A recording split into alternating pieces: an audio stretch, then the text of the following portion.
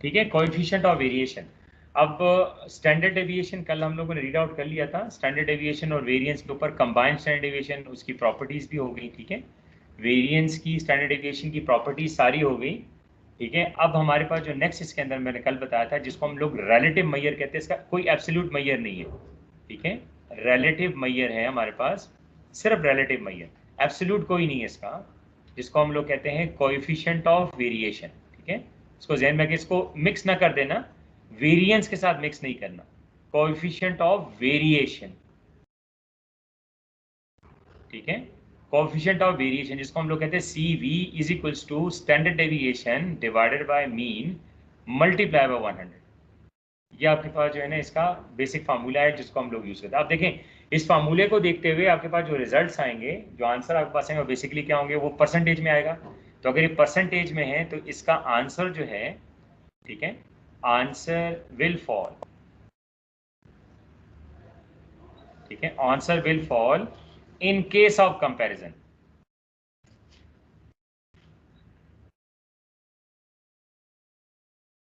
अगर कंपैरिजन पूछा हुआ हो, ठीक है, अब कंपैरिजन का मतलब क्या है, लेट्स से हम कह देते हैं टीम ए, ठीक है, और हम कह देते हैं टीम बी, दो टीम्स है किसी एक टूर्नामेंट के अंदर वर्कआउट कर रहे हैं। हमने देखना है कि हमने ये चेक करना है और दो क्वेश्चन हमारे पास आ जाएं। ठीक है, जो क्वेश्चंस आपके पास हैं, या क्वेश्चन हमसे ये पूछ लें इसके अंदर कि which team is more variable, तो इसका मतलब है वेरिएबिलिटी। अगर हमसे पूछ लें, वेरिएबिलिटी का मतलब होता है फ्लक्चुएशन, या इसको हम कहते हैं वेरिएशन वाला। ठीक है, या आपसे क्वेश्चन किया जा सकता है, ठीक है, कि आपके पास कंसिस्टेंसी किस में है, या कौन सी टीम ज्यादा कंसिस्टेंट है। तो कल मैंने आपको कंसिस्टेंट भी और वेरिएशन दोनों मैंने डिस्कस कर लिए थे। ठीक है, तो इस क्वेश्चन में जो क्वेश्चन वेरिएशन हम अप्लाई करते हो, तो इसमें आपके पास क्या है, जब कंपैरिजन होगा, जैसे मैंने दो टीम्स बना दी हैं, लेट से क्लास ए क्लास बी बना दिया, ठीक है, लेट से बॉयज एंड गर्ल्स कर दिया एंड सो ऑन। तो इस तरह के आपके पास अगर स्टेटमेंट में क्वेश्चन आपके पास आता है, तो उसके ऊपर दो किस तरह के क्वेश्चन आपसे पूछ सकता है। या तो आपसे कहेगा which team shows more variation, which of the following team shows more variation, या से पूछ लेगा कि which team is more consistent। तो ये कंपैरिजन आ गया। तो हम कहते हैं कि जिस टीम का, ठीक है, इसमें आप देखने कि आपने लिखना है इसमें कि लार्ज, ठीक है, coefficient variation of a team, ठीक है, एज कंपेयर टू अदर, ठीक है, एज कंपेयर टू,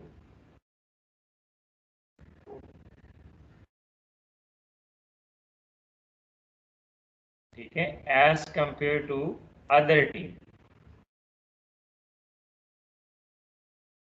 अगर एक टीम का लार्ज यानी कोएफिशिएंट वेरिएशन जिसका ज्यादा हो, लेट्स से मैं कहता हूं, सपोज कर रहा हूं, आपने इसको 100% नहीं माना कि हमेशा ऐसे होता है, मैं सपोज कर रहा हूं, suppose coefficient of variation of team A अगर ग्रेटर देन हो जाए coefficient of variation team B से, तो इसका मतलब है team A is more variation, team A shows more changes, team A shows more variation.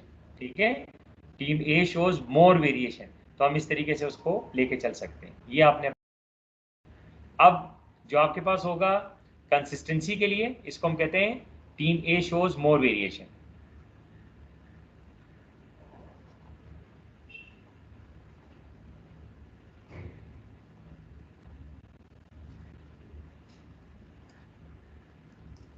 ठीक है, अगर आपके पास क्या हो, जैसे ये आपके पास क्वेश्चन बना, सेम आप देखें, इसका मतलब है coefficient of variation of B less than है coefficient of variation of A से, तो हम क्या कहेंगे, team B shows more consistency.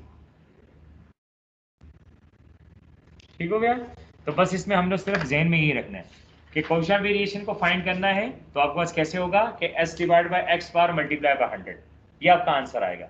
लेकिन अगर वो कंपैरिजन पूछता है, दो टीम दी हुई है, दो आपके पास सेक्शंस दिए हुए हैं, दो क्लासेस दिए हुए हैं, और आपसे वो ये पूछते हैं कि बताएं इनमें से कौन से टीम जो है वो ज्यादा वेरिएशन शो कर रहा है, तो हमने दोनों का कोएफिशिएंट वेरिएशन फाइंड करना है अलग अलग, और फिर हमने देखना है जिसका कोएफिशिएंट वेरिएशन का answer as compare to other जो है वो लार्ज होगा तो हम कहेंगे वो ज्यादा वेरिएशन शो कर रहा है, जिसका ऐसा कम्पेयर टू अदर कम होगा वो ज्यादा कंसिस्टेंट होता है। बस आपने जो है ना अपने इस तरीके से अपने माइंड में रखना है और पेपर के अंदर आपसे सेम इसी तरह पूछा जाता है। ठीक है, तो ये कोएफिशिएंट ऑफ वेरिएशन है जिसको आप लोग सॉल्व करते हैं। नीचे अब देखिए आपके पास जो बेसिक स्टैट्स हैं, तो बेसिक स्टैट्स में आपके पास जो चैप्टर नंबर है 4 जो डिस्पर्शन वाला चैप्टर है उसमें आपके पास इसके ऊपर क्वेश्चंस हैं। अगर आपके पास इसको थोड़ा सा आप ओपन अप कर लें तो आप देख सकते हैं इसमें आपके पास हैं 165 पेज के ऊपर है एग्जाम्पल्स देखें। 4.12 एग्जाम्पल है। अगर सपोज कर ले अगर आपका पेज नहीं वो हो रहा तो आप एग्जाम्पल तो मैच कर जाएंगे। 4.12 एग्जाम्पल है। ठीक है, उसको आप देख सकते हैं कि उसने किस तरीके से उसको सॉल्व किया हुआ है। 4.12 एग्जाम्पल है आपके पास, उसमें सारी चीज़ें बताई हुई हैं कि आपने कोएफिशिएंट वेरिएशन को कैलकुलेट कैसे करना है। ठीक है, calculation of coefficient of variation देखें 4.12 भी है, 4.11 भी है। तो यहाँ से जो है आपके कोएफिशिएंट वेरिएशन के चीज़ें क्लियर हो जाएंगी। तो अगर मुझे स्टैंडर्ड डेविएशन फाइंड करना आता हो, मुझे अगर एक्स बार फाइंड करना आता है, बस सिर्फ मैंने फ्रैक्शन में लिख के उसको मल्टीप्लाई 100 करना है तो आपका आंसर आएगा। तो यस हम इसको यहाँ से सॉल्व कर सकते हैं। ठीक है, कंपैरिजन के लिए भी इस तरीके से हो सकता है। हाँ, कोएफिशिएंट ऑफ वेरिएंस अगर आपके पास आ जाए तो उसमें मल्टीप्लाई बाय 100 नहीं होता। कोएफिशिएंट ऑफ वेरिएंस में variance divide by X bar multiply variance divide by X bar होता है, उसको हम कहते हैं कोएफिशिएंट ऑफ वेरिएंस। अगर कोएफिशिएंट ऑफ स्टैंडर्ड डेविएशन हो तो हम कहते हैं S divide by X bar, बस मल्टीप्लाई बाय 100 नहीं होता। तो अगर आपने करना है कोएफिशिएंट ऑफ वेरिएशन, ठीक है वेरिएशन, तो S divide by X bar multiply by 100, या इसको हम कह सकते हैं coefficient of standard deviation multiply by 100।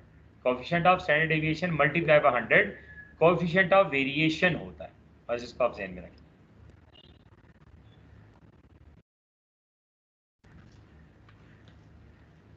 ठीक है, यही एग्जाम्पल है जो आपने इसको जरा सॉर्ट आउट करना है। और इसके ऊपर एक क्वेश्चन भी आप कर सकते हो एक्सरसाइज में से, मैं आपको जो है ना मार्क करा देता हूँ। जो एक्सरसाइज है इसमें उससे आप मार्क कर सकते हो। जैसे आपके पास बेसिक स्टैट्स में है एक्सरसाइज में क्वेश्चन नंबर 29, क्वेश्चन नंबर 29 अगर आप अपने सामने, मेरे पास जो है ना इसकी वो नहीं है, PDF फाइल नहीं है, तो आप लोग देख सकते हैं। क्वेश्चन नंबर है 29 एक्सरसाइज के अंदर, देखिए क्वेश्चन नंबर 29 है।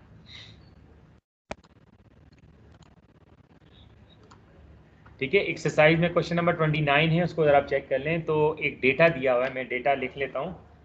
डेटा दिया हुआ है उसने फॉर्म ए और फॉर्म बी का डेटा दिया हुआ है। ठीक है, ये आपके स्टडी टेक्स्ट हैं, मैं लिखता हूँ बेसिक स्टैट्स हैं, बेसिक स्टैट्स की बुक है और उसमें आपके पास पेज जो है गिवन है 201 और क्वेश्चन नंबर आपके पास है बेसिक स्टैट्स का 29।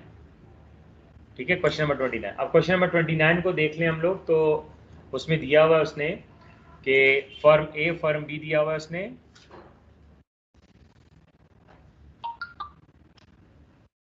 दो फर्म्स दिए हुए हैं और फर्म ए के लिए उसने एवरेज दिया हुआ है, यानी एक्स बार दिया हुआ है उसने, तो वो दोनों के लिए अलग दिया हुआ है। एक का दिया 160 और 150, नहीं सॉरी, एवरेज दिया हुआ है 269 275, 269 और 275 ये दो एवरेजेस हैं। और नंबर ऑफ वर्कर्स जो n है उसमें जो दिया हुआ है एक का 160 है और 150 है। इसी तरीके से आपके पास जो वेरिएंस दिया हुआ है, वेरिएंस जिसको वो आपके पास गिवन है 100 और 121। इसके ऊपर जो क्वेश्चन दिया हुआ है, जो सेकंड क्वेश्चन है, उसने लिखा in which form there is a greater variability in individual wages. ठीक है, विच फॉर्म लिखा, in which form there is a greater variability, तो वेरिएबिलिटी का मतलब वेरिएशन, कौन सी फॉर्म जो है वो ज्यादा वेरिएशन शो कर रही है। ठीक है, इसके अंदर दो क्वेश्चन है, मैं दूसरा क्वेश्चन इसका कर रहा हूँ। तो हमारे पास क्या है, विच फॉर्म, ये हम कहते हैं which form wages shows more variation, more variability। तो हम क्या करेंगे, सबसे पहले हम लोग फर्म ए का फाइंड करेंगे,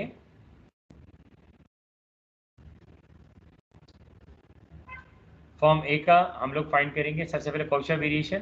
तो कोएफिशिएंट वेरिएशन अगर फाइंड करूं तो होगा एस डिवाइडेड बाय फॉर्म ए का S divided by X bar multiply by 100। इसी तरीके से फॉर्म बी का भी फाइंड करूंगा तो आपके पास आएगा coefficient variation of form B is equal to S divided by X bar multiply by 100। ये आपके पास आ गया। अब फॉर्म ए का लीड करूंगा तो आपके पास वेरिएंस है, या देखिए वेरिएंस दिया तो मैं स्टैंडर्ड डेविएशन फाइंड कर सकता हूँ 100 स्क्वायर रूट 121 स्क्वायर रूट। तो यहाँ से आ जाएगा आपके पास 10 और यहाँ से आ जाएगा 11। ये आपके पास आ गए। तो मैं इसको यहाँ सॉल्व कर रहा हूँ। तो पहले का जो स्टैंडर्ड डेविएशन आपके पास आ रहा है वो बेसिकली हमारे पास आ रहा है 10 और जो मीन आपके पास आ रहा है वो आ रहा है 269 और मल्टीप्लाई बाय 100 आ रहा है। इसको हम कहते हैं coefficient of variation of A value. Similarly coefficient of variation of B find करना चाह रहा हूँ तो एस इसका है 11, एक्स बार जो आपके पास आ रहा है वो आ रहा है 275 और मल्टीप्लाई बाय 100 आपके पास आ रहा है। ठीक है, तो देखें इसका कोएफिशिएंट वेरिएशन और उसका कोएफिशिएंट वेरिएशन आपके पास क्या आ रहा है।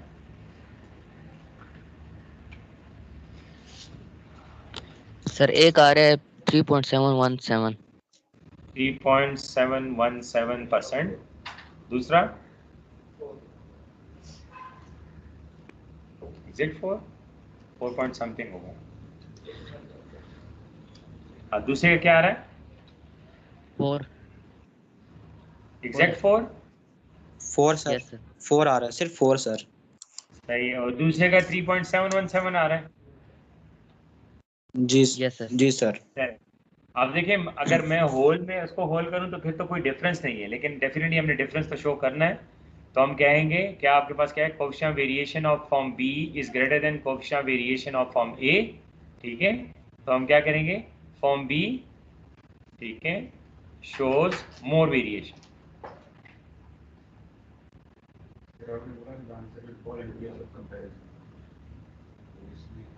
कंपैरिजन है ना, दो टीम्स हैं, दो फॉर्म्स, कौन सी फॉर्म ज्यादा आपके पास आ रहा है कंपैरिजन। ठीक है, वेरिएबिलिटी क्लियर हो जाएगा। ये आपके पास है क्वेश्चन अगर आपके पास आता है कि हमने वेरिएबिलिटी फाइंड करनी है तो कैसे हम फाइंड कर सकते हैं। यस, इस तरीके से हम फाइंड कर सकते हैं वेरिएबिलिटी। सर के साथ क्वेश्चन में ध्यान दो कि कंसिस्टेंट कौन सी अगर आप फॉर्म जी सर अगर 7 क्वेश्चन गिवन होगा कंसिस्टेंट कौन सी फॉर्म है तो हम कह सकते हैं कि form A is consistent in form B. जी बिल्कुल बिल्कुल ऐसी फॉर्म ए जो है वो ज़्यादा कंसिस्टेंट है लेकिन वेरिएशन जो है वो फॉर्म बी शो कर है। सही है, तो कोएफिशिएंट वेरिएशन जिसका ज़्यादा होगा, यानी वेरिएशन की बात की है ना, तो ए की अगर आंसर दूसरे के आंसर से ज़्यादा होगा तो वही जिसका आंसर ज़्यादा है वो ज़्यादा वेरिएशन शो कर रहा है। तो जिसका आंसर दूसरे से कम है, जो कम वाला आंसर है वो कम वेरिएशन शो कर रहा है, तो इसका वो ज़्यादा कंसिस्टेंट हुआ। ये इसकी मीनिंग है। तो फिर इसका मतलब है कि वेरिएबिलिटी नहीं आ रही तो हम फिर कर नहीं सकते। तो ऑप्शन पिन नॉट पॉसिबल।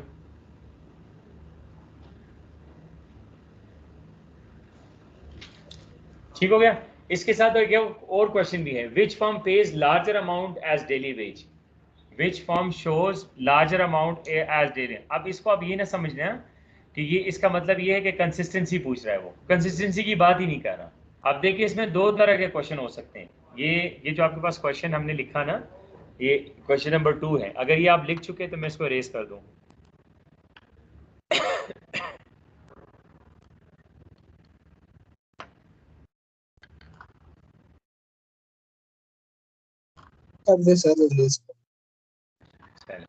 अब देखें इसमें जो फर्स्ट है ये तो सेकंड था ना। अब अगर हम फर्स्ट को लेके आ जाएं, उसने फर्स्ट हमसे पूछा है क्वेश्चन।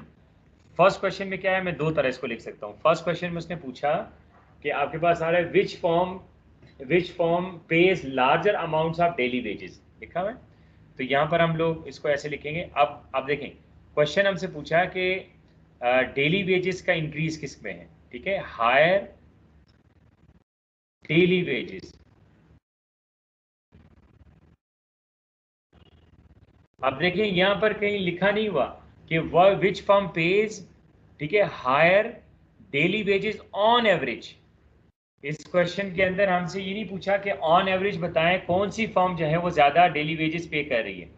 तो फिर तो डायरेक्टली हमारे पास देखें एक्स बार जिसका ज्यादा है 275 फॉर्म बी है तो फॉर्म बी पे कर ली। लेकिन क्वेश्चन में इस तरह कुछ भी नहीं पूछा उसने हमसे ये नहीं पूछा कि which firm pays higher wages on average. तो ऑन एवरेज उसने बात ही नहीं की, उसने क्या कहा कि डेली वेज कौन सी फॉर्म जो है वो डेली वेज ज़्यादा पे कर रही है, ठीक है। तो उसके लिए हमने क्या करना है, ऑन एवरेज नहीं देखना, उसके लिए हम लोगों ने एवरेज का फार्मूला, मीन का फार्मूला अप्लाई करना है और दोनों का समीशन एक्स फाइंड करना है, ठीक है। मीन का फार्मूला अप्लाई करके हम लोगों ने समीशन एक्स फाइंड करना है।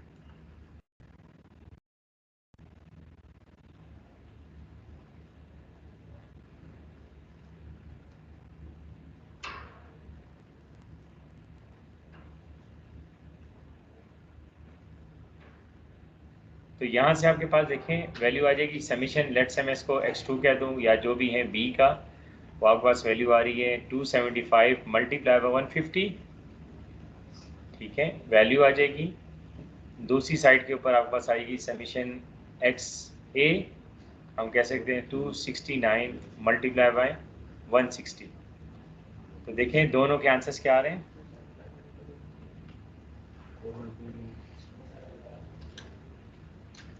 पहले वाले का 43040 430 हाँ और बी का आ रहा है 41250 41250। ठीक है। तो अब देखिए दोनों में चेक कर लें, जो डेली वेजेस है हम सम फाइंड कर सकते हैं ना, हमें तो नहीं पता डेली वेज है तो हम सम फाइंड करें, तो हम कह रहे हैं कि जिसका समीशन ज्यादा है। अब ये क्वेश्चन वेरिएशन से लिंक कोई नहीं करता, जनरल क्वेश्चन है, ठीक है। जनरली हमसे पूछ रहे हैं कि कौन सी जो फॉर्म है वो ज्यादा वेज पे कर रही है डेली है, ऑन एवरेज नहीं। अगर ऑन एवरेज होता तो फर्म बी का एक्स बार जो है वो ज्यादा है फर्म ए से, तो हम फर्म बी कहते हैं। लेकिन उसने कहा डेली वेजेस कौन सी फॉर्म जो है वो ज्यादा पे कर रही है, तो डेली वेज कहाँ होगी, एक्स में होगी ना, डेली वेज आपके पास एक्स में होगी। तो मैंने अगर एक्स की वैल्यू फाइंड करनी है तो मेरे पास एक एक वैल्यू तो नहीं है ना सिंगल, लेकिन मुझे इतना तो पता है समीशन एक्स तो आता है ना उसका, तो मैंने दोनों का समीशन एक्स फाइंड करना है।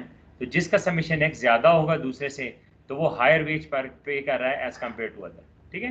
तो कुछ क्वेश्चन, जो क्वेश्चन जनरल होगा तो आपने उसको उस तरीके से करना है, जरूरी नहीं है कि कोफिशिएंट वेरिएशन के साथ उसने आंसर दे दिया तो इसका मतलब कंसिस्टेंट हुआ, नहीं, कंसिस्टेंट नहीं है, याद रखें।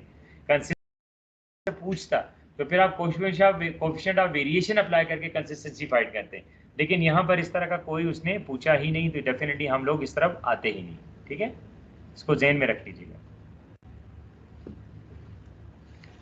अच्छा, अब अपना स्टडी टेक्स्ट जो है ना वो ओपन करें, स्टडी टेक्स्ट में देखें जो चैप्टर नंबर 12 का एंड है उसमें जरा चेक करें आपके पास क्या आया हुआ है। आपके स्टडी टेक्स्ट में देखें तो क्वेश्चन नंबर चैप्टर नंबर 12 के एंड पे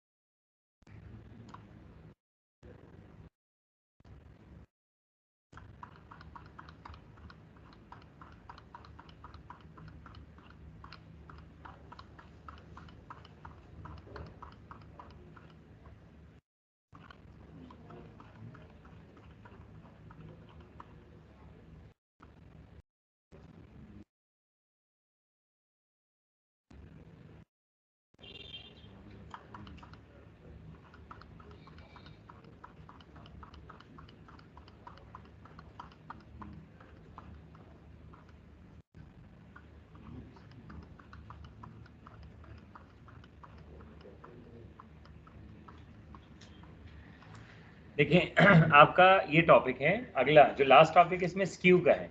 आपके स्टडी टेक्स्ट में देखें एंड पे जाके आपका एक टॉपिक है जिसको स्क्यू कहा हुआ है, क्योंकि हमारा यही एक टॉपिक है इसके अंदर जो आपका लास्ट है, स्क्यू लिखा हुआ है skew.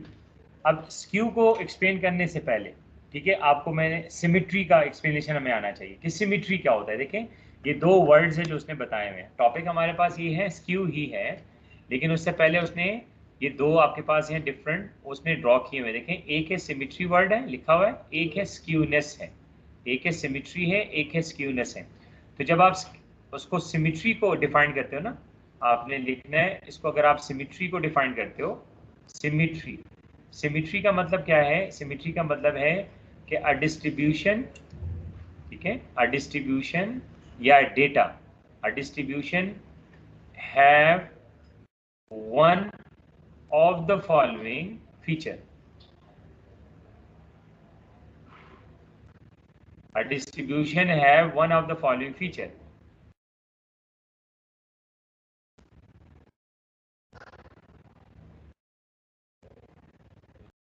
One of the following, इसका मतलब है दोनों भी हो सकते हैं, कोई एक भी हो सकता है। One of the following feature. अब वो फीचर कौन कौन से हैं इसको हम लोगों ने डिस्कस करना है। तो एक फीचर आपके पास क्या हो कि डिस्ट्रीब्यूशन बेल शेप्ड हो, ठीक है। A distribution have a bell shape. Bell shape का मतलब है ग्राफ उसका बेल शेप बने होगा। एक डिस्ट्रीब्यूशन जब हम डेटा को प्लॉट करते हैं किसी ग्राफ में और ग्राफ के ऊपर उसका बेल शेप बने, ठीक है, बेल जैसे बना होता है, जैसे हम कहते हैं ना बेल घंटी जो आपके पास होती है जो पुराने वक्तों में होती है, वो इस तरह का इस शेप में हुआ करती थी, ठीक है। तो उसको हम कहते हैं बेल शेप। एक डिस्ट्रीब्यूशन जो कि बेल शेप बने, एक या इसमें और मैंने कहा ईदर ऑफ द फॉलोइंग, या मैं कह दूं इसको और डिस्ट्रीब्यूशन जो है आपके पास बने, इसको हम कहते हैं एक डिस्ट्रीब्यूशन जिसमें मीन इक्वल हो मीडियन के, ठीक है, इक्वल हो मोड के। कोई डिस्ट्रीब्यूशन हो जिसमें ये तीनों एवरेजेस आपके पास इक्वल हो जाएं, तो उस डिस्ट्रीब्यूशन को हम क्या नाम देते हैं? Symmetry distribution, symmetrical distribution. ठीक है, यहाँ पर ये भी लिखा हुआ है सिमेट्रिकल, ये लिखा हुआ है इसमें सिमेट्रिकल, और ये डेफिनेशन लिखी है उसने, देखें यहाँ पर लिखा the peak is in the middle, ठीक है, of the histogram and frequencies either side are similar to each other distribution, it is said to be symmetrical. तो ये सिमेट्री जो दिया हुआ है, सिमेट्री, सिमिलैरिटी, सिमेट्री की बात कर रहा है, ठीक है। तो सिमेट्री का मतलब क्या है कि कोई डिस्ट्रीब्यूशन हो जो कि आपके पास बेल शेप में हो, कोई डिस्ट्रीब्यूशन हो जो कि अगर हम लोग डेटा के को प्लॉट कर दें तो हम लोग उसको लेके आते हैं कि वो आपके पास क्या है, बेल शेप बने, या मीन मीडियन मोड डेटा में कैलकुलेशन में तीनों इक्वल हो जाएं, तो हम कहते हैं वो डिस्ट्रीब्यूशन क्या होता है, उसको हम कहते हैं सिमेट्रिक डिस्ट्रीब्यूशन, सिमेट्रिकल डिस्ट्रीब्यूशन, या उसको हम लोग कहते हैं नॉर्मल डिस्ट्रीब्यूशन, जैसे भी हम लोग ये कहें, ठीक है। आपके पास डिफरेंट जो है ना इसके नेम्स आ जाते हैं। ये डेफिनेशन है, देखिए नीचे उन्होंने बना के रखा हुआ, ये देखें ये आपके सामने। तो इसको यहाँ पर लिखा है ना सिमेट्रिकल डिस्ट्रीब्यूशन लिखा हुआ है, सिमेट्रिकल डिस्ट्रीब्यूशन, डिस्ट्रीब्यूशन का मतलब एक्स वैल्यूज का हमारे पास, या इसको हम लोग कह सकते हैं सिमेट्रिकल के अलावा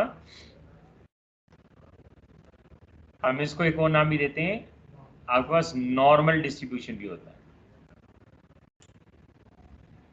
नॉर्मल डिस्ट्रीब्यूशन। सेम प्रॉपर्टी हम पढ़ेंगे चैप्टर नंबर 16 में जब नॉर्मल डिस्ट्रीब्यूशन पढ़ेंगे, ठीक है। नॉर्मल डिस्ट्रीब्यूशन ये क्या है, symmetrical distribution, symmetry, data symmetry, symmetrical, या क्या, और दूसरा आपके पास क्या आ सकता है, इसको हम कहते हैं नॉर्मल डिस्ट्रीब्यूशन। अब देखिए दोनों फीचर्स आ गए। पहला फीचर क्या है, एक डेटा जब उसको हम लोग ड्रॉ करें, एक डेटा जिसको हम लोग ग्राफ पेपर पर ड्रॉ करें, तो क्या हो, एक बेल शेप दें। बेल शेप ये कि मैक्सिमम जो आपके पास आ रही है कमोडिटीज, यानी मैक्सिमम नंबर जो आ रहा है वो इसके मिडल में फॉल कर रहा है, और इक्वल नंबर इसके टेल्स के अंदर आ रही है, इक्वल नंबर ऑफ आइटम्स जो है इसके टेल्स में आ रही है। तो अगर ये बेल शेप आपके पास बनता है तो उसको हम बेसिकली नाम क्या देते हैं, ये सिमेट्रिकल डेटा है, सिमेट्रिकल डेटा है। या उसमें ये दिया हुआ है कि अगर उसका मीन मीडियन मोड तीनों सेंटर में लाई करें या तीनों इक्वल हो, सिंपल सी बात है, तीनों इक्वल हो, तो बेसिकली वो डिस्ट्रीब्यूशन क्या होता है, उसको हम लोग कहते हैं सिमेट्रिकल डिस्ट्रीब्यूशन। ये समझना क्यों था, यहाँ पर इसकी एप्लीकेशन नहीं है, ठीक है, लेकिन जब आप सिमेट्री को नहीं डिफाइन करते तो आप स्क्यूनेस को डिफाइन नहीं कर सकते, और हमारा टॉपिक स्क्यूनेस का है, ठीक है, हमारा टॉपिक जो है वो स्क्यूनेस का है। अब स्क्यूनेस अगर हम लोग लेते हैं, अब जो टॉपिक हम लोग लेके चल रहे हैं वो आपके पास है स्क्यूनेस का, हम कहते हैं स्क्यूड डिस्ट्रीब्यूशन, स्क्यूड डिस्ट्रीब्यूशन, या इसको हम कह सकते हैं एस सिमेट्रिक,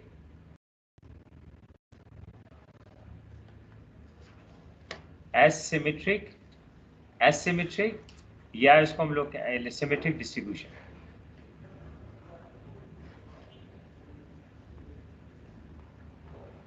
इसका मतलब क्या है, हम कहते हैं इसकी डेफिनेशन में, डेफिनेशन इसकी आपके पास आ जाती है कि द एब्सेंस ऑफ सिमेट्री, ठीक है, the absence of symmetry, the absence of symmetry is called skew या स्क्यूनेस। तो अगर आप खुद सोचें, अगर स्क्यूनेस अगर सिमेट्रिकल नहीं है तो क्या वो बेल शेप हो सकता है? नहीं हो सकता। क्या उसमें मीन मीडियन मोड इक्वल हो सकते हैं? नहीं हो सकते। ऐसे ही है, तो दोनों फीचर को हम लेके आते हैं।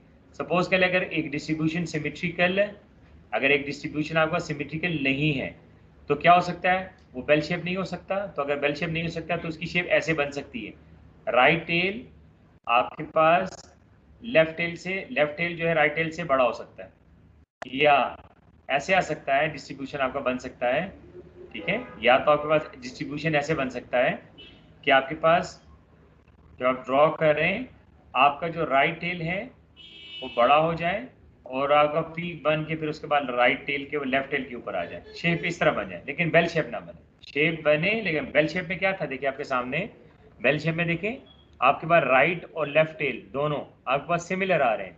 जितना राइट टेल है उतना राइट टेल है उतना लेफ्ट टेल आ रहा है, और बीच में पीक एक बन रहा है, मैक्सिमम वैल्यू यहाँ पर लॉक कर रहे हैं।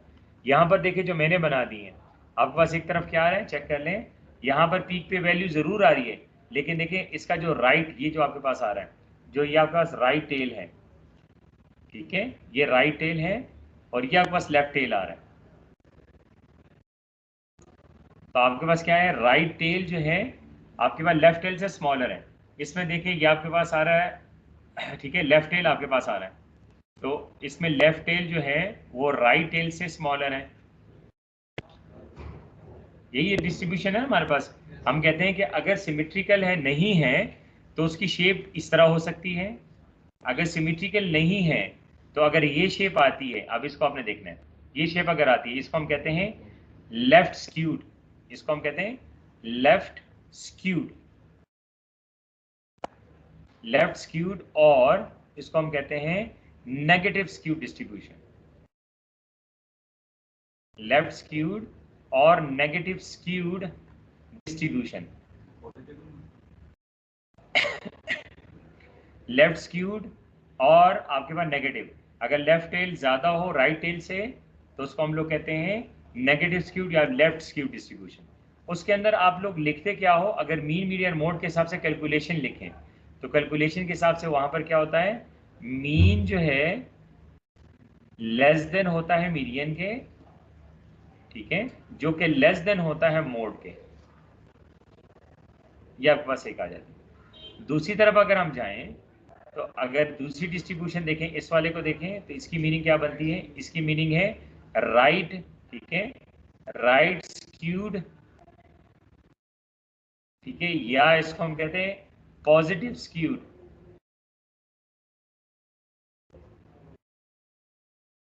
Positive skew distribution.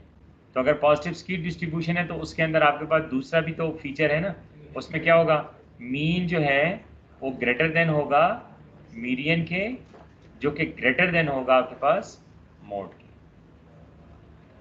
ठीक हो गया, ये तो मैंने लिख दिया ना, ये आपकी बुक में भी आपको दिखाता हूँ कि कहाँ लिखा हुआ है, ठीक है, ये आपके बुक में डायग्राम बनाए हुए हैं लेकिन सिर्फ आपको एक्सप्लेन कर रहा हूँ। क्लियर? तो हम इसको समराइज अगर कर लें तो क्या कि अगर कोई डिस्ट्रीब्यूशन है, अगर कोई डिस्ट्रीब्यूशन है यानी x की वैल्यूज गिवन है, यानी हम कहते हैं अगर x की वैल्यूज आपके पास गिवन है और x की वैल्यू जो है वो क्या, उसको अगर उसका हम मीन मीडियन मोड फाइंड करें और उस x वैल्यूज की मीन मीडियन मोड जो है वो इक्वल आ जाए तो हम कहेंगे ये डेटा सिमेट्रिकल है। अगर डेटा सिमेट्रिकल है तो हम इसको सिमेट्रिकल डिस्ट्रीब्यूशन भी कहते हैं, ये हमारे पास फाइनलाइज हो जाता है। लेकिन अगर आपके पास सिमेट्रिकल नहीं है तो क्या होगा, स्क्यूड होगा। अगर सिमेट्रिकल नहीं है तो स्क्यूड होगा, तो इसका मतलब है सिमेट्रिकल नहीं तो स्क्यूड है। तो स्क्यूड कैसे, तो उसकी जो शेप होगी बेल शेप वो नहीं हो सकती, बेल की तरह नहीं हो सकती, बल्कि वो क्या होगी, उसका जो लेफ्ट टेल बड़ा हो जाएगा राइट टेल से, या राइट टेल जो उसका है वो बड़ा हो जाएगा लेफ्ट टेल से। तो अगर मेरे पास पहला स्फेरिक है जिसमें लेफ्ट टेल बड़ा है राइट टेल से तो इसको हम लोग क्या नाम देंगे, लेफ्ट स्क्यूड डिस्ट्रीब्यूशन। हो गया। अगर हम लोगों ने कैलकुलेशन से देखना है तो हमने देखना है कि किसी x डेटा का अगर मीन लेस देन आ जाए मीडियन से और मोड वो जो कि लेस हो मोड से, या मोड ज्यादा हो जाए मीडियन से और मीडियन ज्यादा हो मीन से, तो इसका मतलब है वो क्या है हमारे पास लेफ्ट स्क्यूड डिस्ट्रीब्यूशन या नेगेटिव स्क्यूड है। लेकिन अगर आपके पास जो बेल शेप बन रहा है अगर वो राइट टेल उसका बड़ा हो जाए लेफ्ट टेल से डायग्राम के हिसाब से, तो हम उसको कहते हैं राइट स्क्यूड या पॉजिटिव स्क्यूड। और कैलकुलेशन के हिसाब से क्या होगा, मीन का आंसर ज्यादा होगा मीडियन से और मीडियन का आंसर ज्यादा होगा मोड से। तो इस सूरत के अंदर हम लोग क्या कहते हैं, आपके पास इसको हम कहते हैं डिग्री ऑफ स्क्यूनेस, ऊपर लिखे हुए देखें, direction of skewness, degree of skewness. Sir ये जो नेगेटिव और पॉजिटिव वाला है ये टेल के बारे में बताते हैं कि अगर लेफ्ट टेल अगर ज्यादा है तो नेगेटिव, मतलब नेगेटिव वैल्यूज उसमें ज्यादा है। नहीं ना, लेफ्ट टेल का मतलब ये है कि मैक्सिमम ऑफ द रिजर्वेशन वो लेफ्ट टेल के अंदर फॉल कर रहा है। सही है, जो हम लोग कहते हैं नेगेटिव टेल, या उसको हम कहते हैं लेफ्ट टेल, लेफ्ट स्क्यूड, कि लेफ्ट टेल ज्यादा है राइट टेल से, इसका मतलब क्या हुआ, मैक्सिमम ऑफ द ऑब्जर्वेशन जो है वो लेफ्ट टेल के अंदर लाई कर रहा है, और मिनिमम जो है वो दरमियान में और फिर उसके बाद राइट टेल में। अगर राइट टेल ज्यादा हो जाए तो इसका मतलब मैक्सिमम ऑफ ऑब्जर्वेशन जो है वो राइट टेल पे लाई कर रहा है एज अगेंस्ट टू दरमियान में और उसके लेफ्ट साइड पे। पाकिस्तान के अंदर जो फार्मिंग है ना, जमींदारी है, फार्मिंग है, वो सारा राइट टेल डिस्ट्रीब्यूशन है। सबके पास जमीनें हैं लेकिन थोड़ी थोड़ी है, किसी के पास सबसे ज्यादा नहीं है, सबके पास है लेकिन थोड़ी थोड़ी। ठीक है, तो वो राइट टेल डिस्ट्रीब्यूशन है। पाकिस्तान के अंदर कोरोना की जब सिचुएशन बनी तो वो क्या हुआ, लेफ्ट टेल से स्टार्ट हुआ, फिर पीक पे गया, फिर राइट टेल पे शिफ्ट हुआ, फिर उसके बाद जो है ना इसकी डिस्ट्रीब्यूशन बन गया जिसको हम लोग क्या कहते हैं, नॉर्मल डिस्ट्रीब्यूशन। तो गूगल से चेक कर लीजिएगा कि जो आपके पास डायग्राम है कोरोना केसेस ऑफ पाकिस्तान, तो चेक कीजिएगा वो कैसे स्टार्ट हुआ होगा।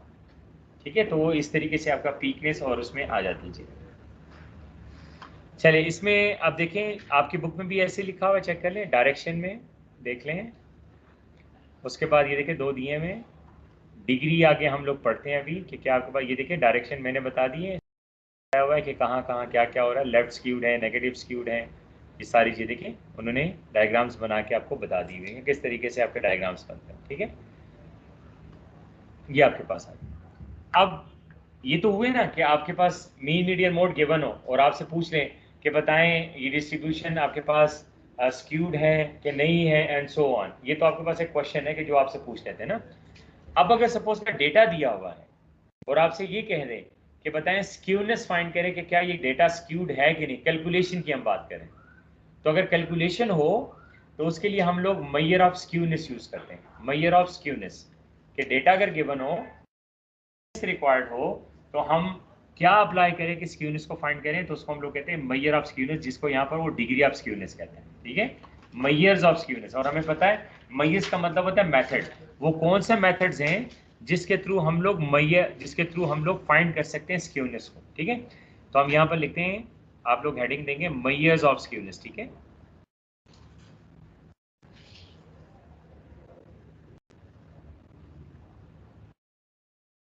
Measures of skewness. तो दो तरह के मेजर्स हम पढ़ेंगे। एक मेजर है जिसको हम कहते हैं कार्ल पियर्सन, जो आपकी बुक में है, Karl Pearson coefficient of skewness, Karl Pearson coefficient of skewness, just SK means skewness, वो इक्वल है हमारे पास 3 mean minus median divided by standard deviation. या इसका एक और फार्मूला भी है, सेकंड फार्मूला, वो हमारे पास होता है मीन माइनस मोड, वो आपकी बेसिक स्टैट में बाय स्टैंडर्ड डेविएशन। आपका ये जो टॉपिक है आपकी बुक में है, बहुत अच्छा लिखा है बेसिक स्टैट्स में। जो बेसिक स्टैट्स वाली बुक है उसमें ये बहुत अच्छे तरीके से लिखा है, बड़ा अच्छा एक्सप्लेन किया है उसमें।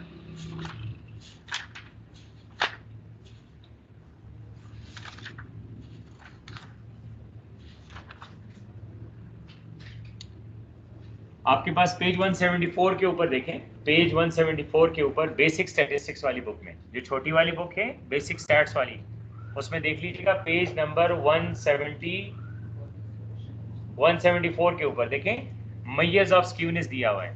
तो एक मेजर ऑफ स्क्यूनेस दिया है जिसका नाम लिखा हुआ है Karl Pearson coefficient of skewness. देखें, एक Karl Pearson coefficient of skewness दिया हुआ है।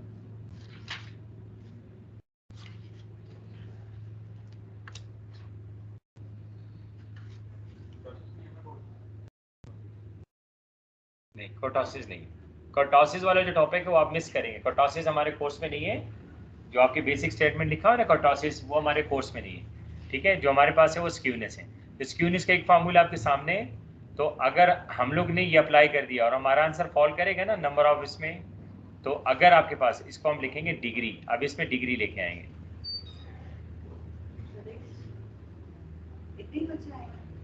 हाँ नहीं, आज ऑनलाइन पे बैठे हैं। अफाक नहीं, मिस नहीं है, मैं पूछ लेता हूँ। एहसन अफाक है हमारे पास आया हुआ है, देखो एहसन। जी सर, मैं मोहम्मद अफाक, जी सर चेक करता हूँ। क्या है सर? जी नहीं है। नहीं आया, अच्छा नहीं मुझे आया एक बात सर बताओ, वो। अफाक क्लास से लेता है? जी सर, वो आता तो है लेकिन कभी कभार आता है, मोस्टली नहीं आता। वो उस दिन उसने मुझसे बात की थी कि वो लाहौर वापस जा रहा है। लाहौर से आया था ना वो, तो कहता है मैं लाहौर स्कैंस वापस जा रहा हूँ। तो अब पता नहीं, उसने मुझे बताया नहीं है कि वो वापस चला गया है या अभी नहीं आ रहा। उसने अच्छा मुझे अभी आप, क्लियर बताया नहीं है। अच्छा आप ऐसे करो, एहसन कांटेक्ट करो, मुझे जरा बताना कि वो कहाँ पे है, उसको जरा मंडे बुलाना, उसको मैं देखूँ कि वो कोर्स कैसे कवर करेगा फिर। ठीक ठीक है, है, एहसन जरा मुझे ठीक है। मंडे को डिटेल देना उसको। Okay sir, no problem.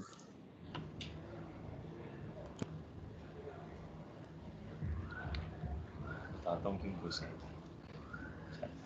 तो यहाँ पर देखें हमारे पास डिग्रीज होंगी, हम डिग्रीज इसको लेके चलेंगे। देखें आपके पास डिग्रीज आ रही हैं, ठीक है। डिग्रीज इसमें क्या होंगी, यानी इसका मतलब है अगर इस फार्मूले से एस के का आंसर आ जाए पॉजिटिव, अगर इस फार्मूले से स्क्यूनेस का आंसर आ जाए नेगेटिव, अगर इस फार्मूले से स्क्यूनेस का आंसर आ जाए जीरो, तो अगर एस के इस फार्मूले जीरो आ जाए तो हम क्या कहेंगे, सिमेट्रिकल डिस्ट्रीब्यूशन।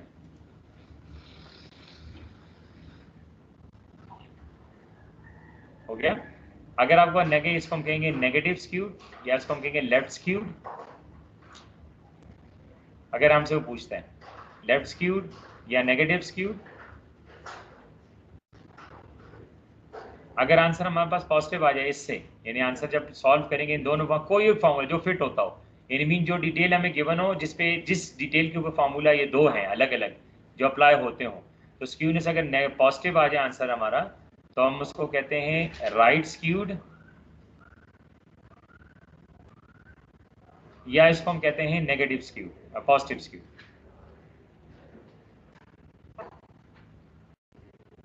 ठीक है, ये आपके पास है। अगर हम लोग इसको सॉल्व करते हैं तो किस तरीके से लेके जा सकते हैं। अब देखें, अगर मीन और मीडियन दिया हुआ है और स्टैंडर्ड डेविएशन गिवन है, मीन और मीडियन अगर दिया हुआ है, स्टैंडर्ड डेविएशन गिवन है, तो फिर तो हम पहला वाला जो फार्मूला मैंने लिख दिया और से पहले लेफ्ट साइड पे, वो आपने करना है।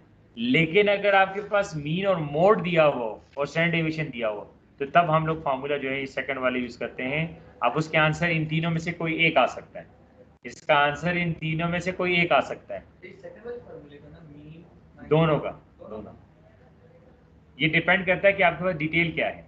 तो अगर डेटा आपके पास दिया हुआ है, ये वैल्यूज देते हैं ना, डेटा से सॉल्व नहीं करते, वैल्यूज देते हैं।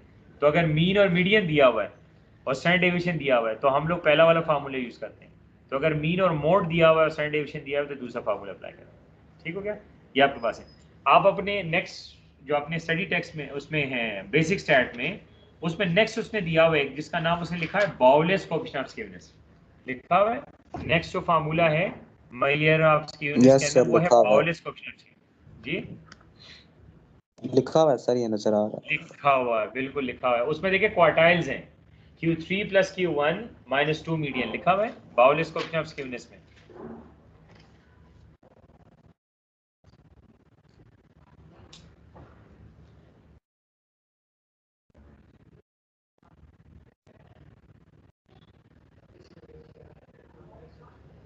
Q3 + Q1 - 2 मीडियन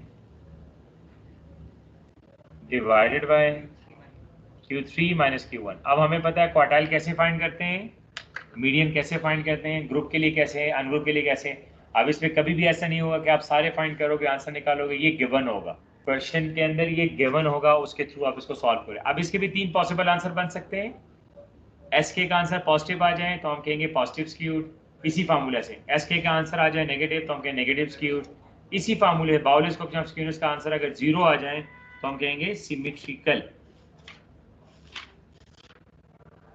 सर इसी में कोड नीचे भी है oxide experiences under beta 1 beta 2 नहीं, वो हमने मोमेंट्स नहीं करने, वो बीटाज वाले वगैरह जो कहें ना उसको आप कैंसिल आउट कर ले, वो हमारे कोर्स के नहीं है। इसके ऊपर आप लोग घर में क्वेश्चन सॉल्व कर सकते हैं। क्वेश्चन नंबर 53 बेसिक स्टेट्स में 204 पेज के ऊपर question number 53, question number 53 basic stats में आपके पास क्वेश्चन नंबर 53, ठीक हो गया। अच्छा, आप मुझे बताएं कि आप लोगों का सैटरडे को टेस्ट कौन सा रूम चैप्टर कौन सा आ रहा है टेस्ट का? Chapter 9 sir. चैप्टर 9 पक्का। Chapter अच्छा 9 आप लोग के अच्छा सैटरडे को मैं नहीं हूँगा, तो अगर आपकी दूसरी क्लास होगी तो आप जरूर आएंगे, लेकिन सैटरडे को मैं नहीं हूँगा, मेरी क्लास नहीं होगी, ठीक है? ठीक है Ehsan? Okay sir, Ehsan? Okay हाँ, सैटरडे को मैं ओके नहीं हूँगा। सर। सैटरडे को अगर आप लोग कॉलेज आते हो तो टेस्ट आपका अपलोड हो चुका होगा। इन केस नहीं हुआ हो, इन केस तो आप मुझे कॉल कर देंगे, मैं इनको कॉल कर दूंगा, तो आपका टेस्ट अपलोड हो चुका हो। तो सैटरडे को अगर आप लोग कैंपस आते हो सारे, तो कैंपस में मैं जो हूँ मैं नहीं हूँगा, मैं छुट्टी पे हूँगा। तो आप लोग अगर दूसरे लेक्चर के लिए आते हो वो लें, और जो है वो टेस्ट अपलोड हो जाएगा। जो घर से देना चाहते हैं घर से दें, नहीं तो इधर से दे दें।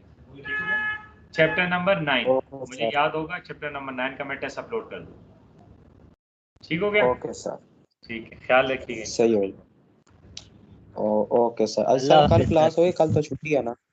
कल छुट्टी है 12 रबी अव्वल की, परसों मैं नहीं हूँगा।